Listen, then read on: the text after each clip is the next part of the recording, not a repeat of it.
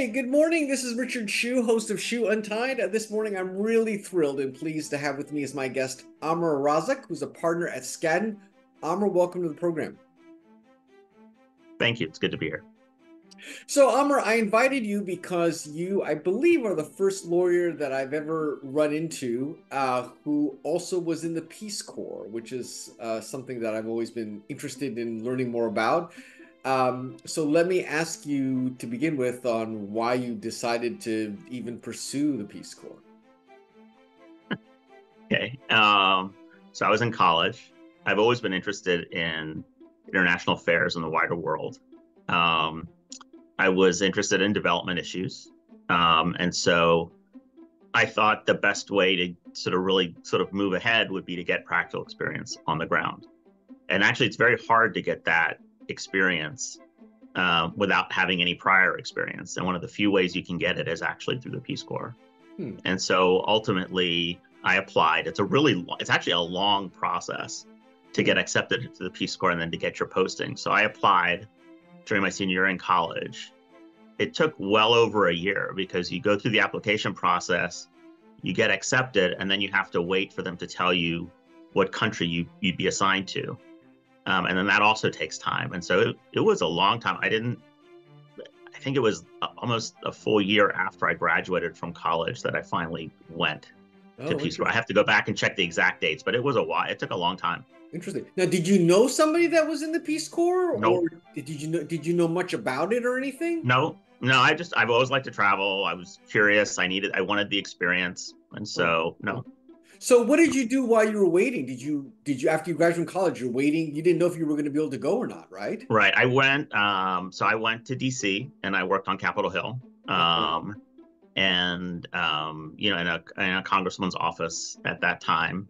And then actually I found out that I got accepted in the country that I was going to after I'd been interning for a while, and I finally got like a really good job offer. And so I had to choose between that sort of job offer and going to the Peace Corps. And ultimately I decided to go to Peace Corps just because it's one of those things where it's hard to do. And I was worried that if I didn't do it at that point, it'd be very hard to do it at another point. So, when you choose the country though, don't you get to give like do you not get any choice at all? Do they give you three options? How does that work? So, so they ask you what languages you know.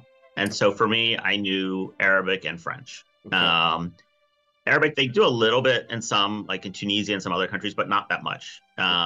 French, there are a lot of countries in Africa that are francophone, and there's always a shortage of people who speak French. So people warn me that I'd very likely get sent to Africa. You don't actually have a choice. They assign you to a country. You can object and say, no, I don't want to go to that country, and then they'll try and find another assignment for you. But honestly, I got assigned to Cameroon. Mm-hmm.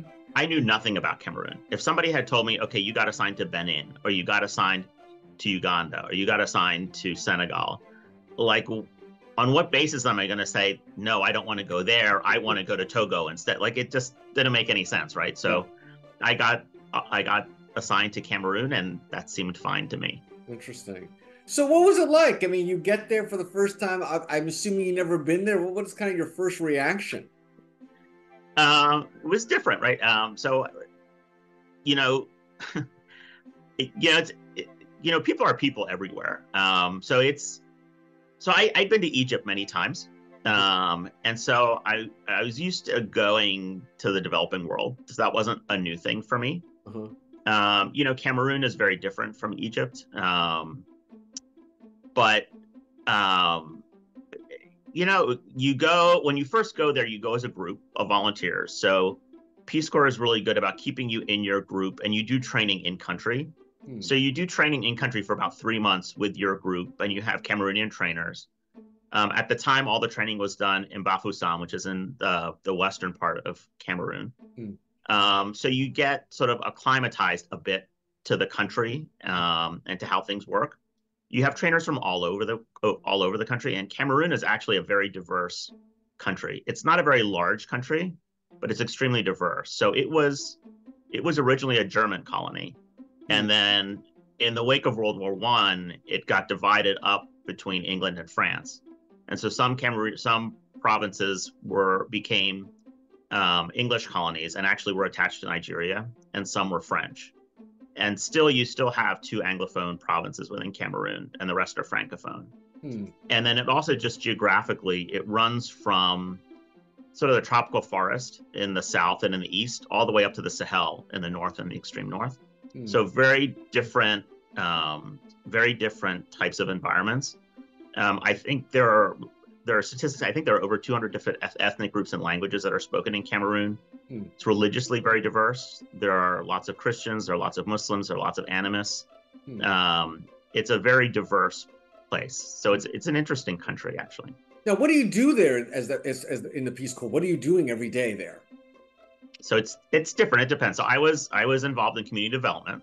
Okay. And so in my first 2 years, you do small village level projects. So I was posted in a town called Yagua in the far north. It's called the extreme north province, far north province. It's on the border with Chad. There, the ethnic groups are sort of mixed between Muslim and animist, about half and half. Our job was really to identify and work with villages on whatever their priorities might be, which is actually kind of challenging because it can be everything and nothing. And it's very hard. I mean, one of the key things that you learn in Peace Corps is you really do have to let the local population determine what their priorities are and help them accomplish their priorities, but in a way where they can actually sustain it. It doesn't do so. One of the projects that I became very involved in was actually a water project. It's a very dry area where I was posted, and so about sort of somewhere between a decade and 5 years before, the World Bank had financed an extensive project putting in pumps where there'd be a pump in a village and people would go to the pump and they'd be able to get water. And these pumps are very deep. The pumps were very, very deep because the water table is just very low. It's a very dry area. And what was happening was a lot of these were breaking down. And when the pump breaks down, people had to go back to older wells that had been sort of neglected. And those aren't as sanitary as the pumps. But what we discovered was that actually these pumps are pretty easy to fix. There were just some parts that had to come from abroad, but there was a way to sort of establish like a local supply chain to fix the pumps.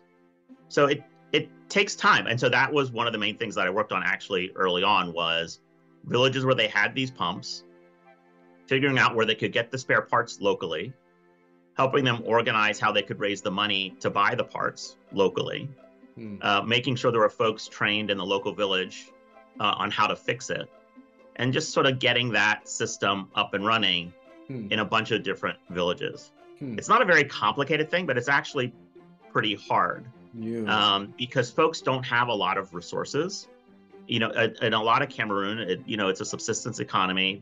In the extreme north, there's a lot of cotton that's grown, so that's cash, but it's limited amounts of cash. And so it's very hard to raise relatively modest sums of money. And so really important to come up with mechanisms that don't depend on a lot of money. Interesting. Another project that I did was a school project, actually, in a village where the government had assigned teachers to the village, but there was actually no school building. And so the school was basically held under the trees for the most part. There was an old building that the Germans had built when they were in control of Cameroon, and that was also used. So the U.S. Embassy has funds for very small level projects. I mean, very small amounts. You're talking like a couple $1,000s, things like that. But there's an application process. And so what I did with the village was we applied for a grant. The village provided not half, like a little bit of the funds. They didn't have nearly half. It was just a little bit of the funds, but they supplied the labor and they organized the project. But we applied for a grant from the embassy. We got it and we built a school so that there would be a school where the teachers who were already assigned could teach. I wouldn't have done that project in another village where there were no teachers assigned, but there were already teachers assigned. So they just needed the physical space. But that was actually a tough project because we had to organize the committee that was going to be in charge of it. And I was determined that this be a locally led initiative. Hmm. The easiest thing in the world would have been for me to fill out the grant application for the embassy, get the money, and just run with the project. It's not that hard. But I actually had the village do it. And so for the village to fill out the application, they first had to create a committee in charge of the project. Hmm. And it took us a good 6 months to organize that committee.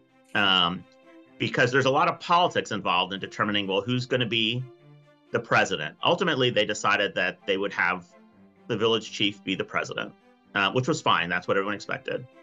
But the real debate came over who was going to be the treasurer, because everyone was worried that money would disappear, or the cement would disappear, and that was a pretty common occurrence. And so nobody wanted to be responsible for that. And so for months, they wanted me to be the treasurer, and I just refused because I thought it was important that they actually run the project. They finally settled on somebody who would be treasurer.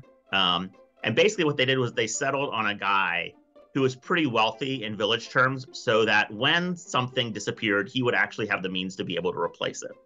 And that was the logic that they used. And actually, I got the president thing wrong, because actually now I remember the chief actually declined to be president, and so we had to find another person who was willing to be president. But it was challenging because local chiefs and villages. This was a village called Polgay, which really is on the part of Polgay is actually in Chad, and the other part is in Cameroon. The local chiefs there are very powerful. The government actually doesn't have a lot of sway as a practical matter out there. It's very much locally run. And at the time, there was a lot of instability in Chad, and so you constantly had problems with. They're almost like raiding parties that would come from Chad and sort of do raiding in Cameroon and go back again to Chad. I mean, you don't have that now. You have different problems now, but so it was a very sort of security-wise, it was a difficult region, but it was all locally run. So the chief decided he didn't want to be president, and he was going to be the obvious choice. So we actually got stuck on who's going to be president for a long time too, and ultimately they settled on an older guy who people seemed to respect, and everybody chose him. We were okay with it, so I went with it. It was only later that I discovered that people picked him because he was thought to be a sorcerer, and so everybody was afraid of him because they thought that if they didn't do what he said, he would put a spell on them, and that would be problematic. I didn't learn that until later when people. I mean, that's the thing at the Peace Corps. You learn there's a lot you don't know, and you kind of you learn it later, or you may not ever learn it. Yeah. But so the composition of the committee is not who I would have picked, right? These aren't the considerations that I would have made in selecting people who would run a committee, but these were the ones that made sense to the people there, and it worked. I mean, we had a very well-functioning committee. It took us a long time to put together that grant application. We did it. I had them write their answers. I would be the scribe to actually write it, but they provided the answers, and you could tell that it was their answers. It took a little over a year to do the project. They did the building. They did the cement. We did have an issue with some cement that disappeared, but we had an accounting system tied to the empty bags of cement. So it got discovered pretty quickly and handled very quickly. But that was another project. And then there were other sort of random things, but it was very much figuring out what the local community's priorities are and figuring out sort of what we might do to advance them, but in a way that it could be sustainable by the local community. What kind of a living arrangements did you have? Did you live with the family? How did you live there? No, the way it works is we get a stipend from Peace Corps that's tied to what a local government official where you're posted would be paid. So Yagua is how to describe it. So Cameroon is divided a little bit like France is divided. You have provinces, you have département, and then you have arrondissement. So Yagua was the capital of the département of Mayo-Danai. And so there were some small government offices there. So I was posted officially to the Department of Community Development within the Ministry of Agriculture. And so I was paid basically what a low-level person at the Department of Community Development in that office would be paid. Hmm. So it was pretty modest. The Cameroonian government was responsible for providing us housing. Hmm. So I actually lived in three different houses when I was there. It wasn't with a family. I had my own house. My first house was really small, and it was actually a house that a former volunteer had lived in. Hmm. But then the landlord of that house took it back, and so they found me another house, which was actually pretty lavish. And in fact, I couldn't really afford the electric bill, and so we didn't use the electricity all that much in the house. Um, Hmm. and then I had that one for about a year, and then I got a more modest house again that I lived in. There is a high school in Yagua, and in Cameroon, it's very common where you have kids who live out in villages. They will come and live in the town for to go to high school, and they'll just live with families, and then they will do work for the family in exchange for their school fees and living arrangements and things like that. So I actually had two students Hmm. who lived with me, and I paid their school fees, and they did sort of work around the house and the yard and stuff like that. So Yeah, how yeah. long were you in the Peace Corps all in then? Almost 4 years, somewhere between 3.5 and 4 years, Oh something like wow. that. And is what Because we is had sorry, oh, I was just gonna say we what had training at the beginning for a few months, and then the normal tour is 2 years, and then I extended for a third year as a provincial representative. And the third year was more me providing support to other volunteers rather than having my own projects per se. I see, interesting. Well, what did you like best about it? I mean, did it, what were you expecting and what did you like about it? Peace Corps changed my life.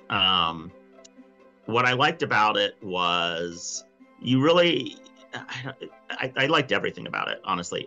What I learned from it, I think, was you really do have to take the time to really listen to people, and you have to be willing to step back and let others lead, even when it's not comfortable. You have to be humble. You have to be realistic. Hmm. Um, there's only so much that's practical. You have to also be aware of what you don't know, because there's a lot going on under the surface that you're not really going to understand. You'll understand bits and pieces of it over time, but you can't be in a hurry.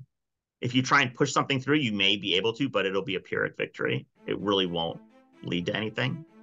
Hmm. I think I became much more resilient. I became more confident in my abilities. Hmm. I became also just in terms of I've always had an interest in international affairs. I still do. Hmm. I became, maybe a little bit more of a realist in terms of how I might look at a situation Hmm. and what different folks' perspectives might be with respect to a situation. Hmm. But it was truly a life changing. I mean, my parents were very opposed to the whole Peace Corps thing. Hmm. We came from Egypt, and my parents will tell you they went to an awful lot of trouble to leave Egypt and come to the U.S. And so they did not understand why I would go to Africa. It was just unfathomable. Interesting. Um, you Did you make know, at the end, though, my father is a physician. One of his partner's sons decided that he wanted to go into the Peace Corps, and his partner didn't know what to do about it. He just thought it was crazy. And my dad, who actually, made me miss my flight to go to the Peace Corps training originally in the U.S., he told his partner, no, no, no. I know what you're going through. I know exactly what your point of view is, but it's okay. It's actually a good thing. It works out well. So, I mean, even my parents, I think, realized that it was really a tremendous experience. did you make some good relationships when you were there? Yeah, yeah.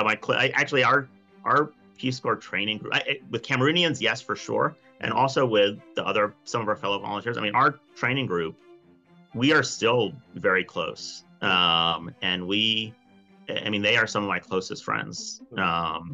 to this day. Even though I came back from the Peace Corps in, I think, 1994, Hmm. so almost 30 years ago. Hmm. But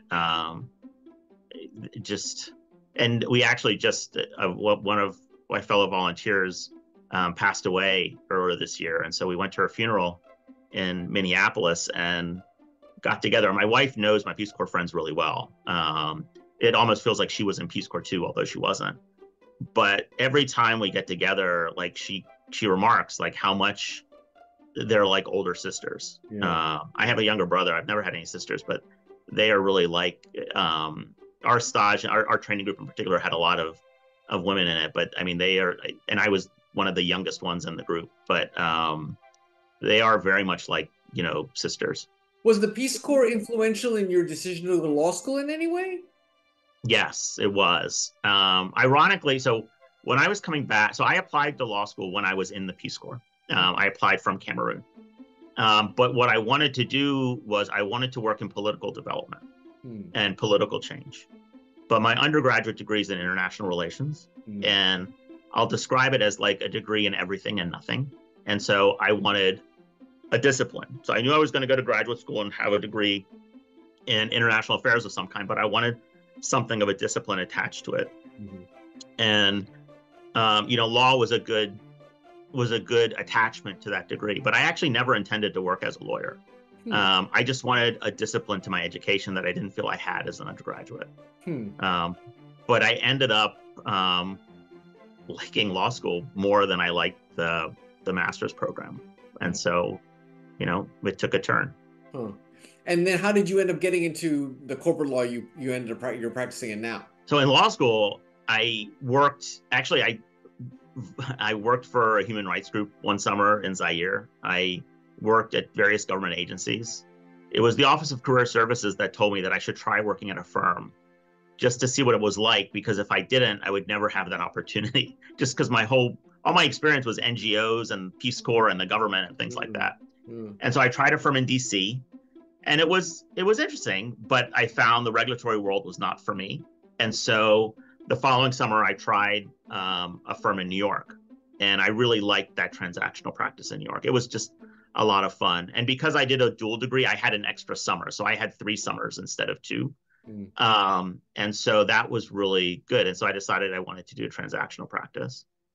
I started off, I started at another firm.